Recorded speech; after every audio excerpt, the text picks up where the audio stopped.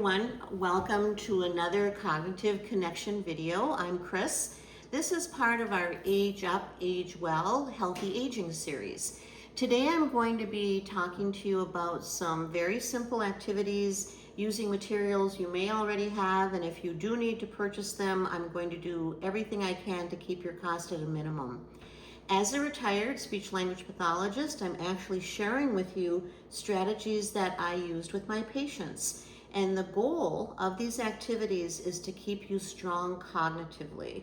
And cognitive skills include a variety of different skills, but today we're going to be concentrating on our expressive language skills, and that includes word finding. All right, one of the first resources I want to show you on my way to sharing with you 5 activities in 7 minutes.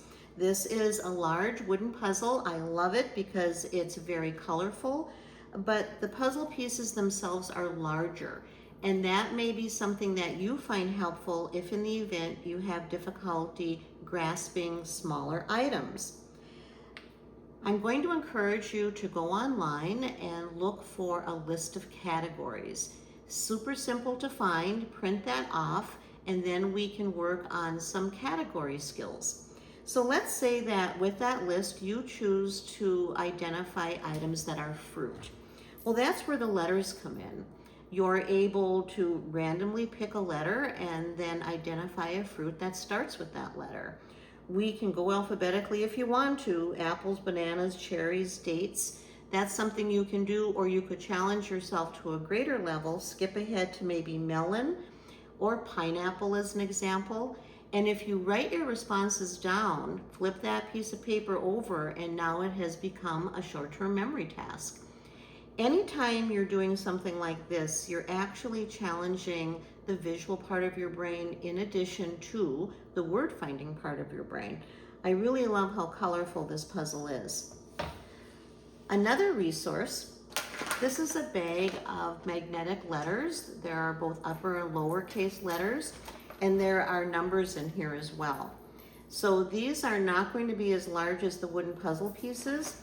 I'll hold up one to demonstrate to you. Here's an H. Still larger than the letter tiles that you may find in something like Scrabble. Scrabble, Bananagrams, Upwords, those all have really great letter tiles, especially if you want to work with more letters, more than you're going to find in a resource like this. I'll give you some examples of activities you can do with those in just a minute. But let's say, for example, that you take the letters that are magnetic. They don't have to be used on a magnetic surface. You can move them around. You can do this with someone else. You can create as many words as possible with that. Add another level of complexity by throwing in some dice. And now you're going to challenge yourself to create a word consisting of that many letters. I happen to roll a 6, and so a 6-letter word.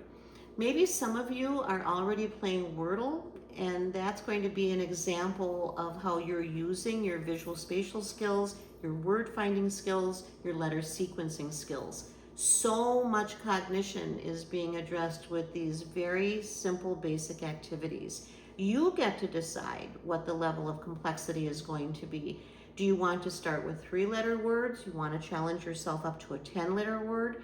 That's going to take a little bit more time. Another thing you can do if you don't have any of these resources is start saving the caps to your milk jugs. You're going to have blue ones, red ones, yellow ones, pink ones. You can actually enlist help from your family and friends. Don't throw away your milk caps, because using a Sharpie, you can create your own letter tiles. And again, they're a little bit easier to pick up. Magnetic surfaces, you can use a cookie sheet. And so with the cookie sheet, you can actually be moving the letters around to form words.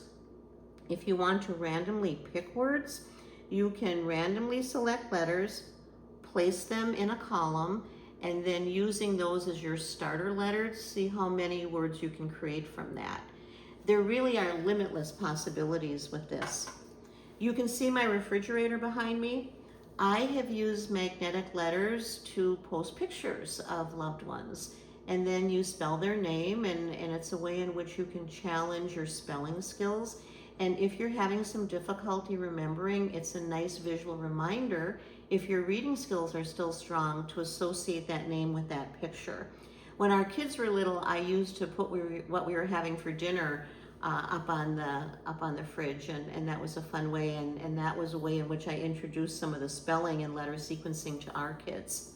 All right, now, there are a lot of letters in this bananagram, and if you want volume, then you're going to use something like this. These letters are too small for me to demonstrate on this video, so I'm not going to do that. But I want you to know that this is a resource, especially if you want to be competitive against someone else. The goal that I always had with my patients was to see if in the event they could use all of their letters to create words. And that meant if they had leftover tiles, they were going back and rearranging, maybe creating new words. All right, now we're going to go back to your memory real quick.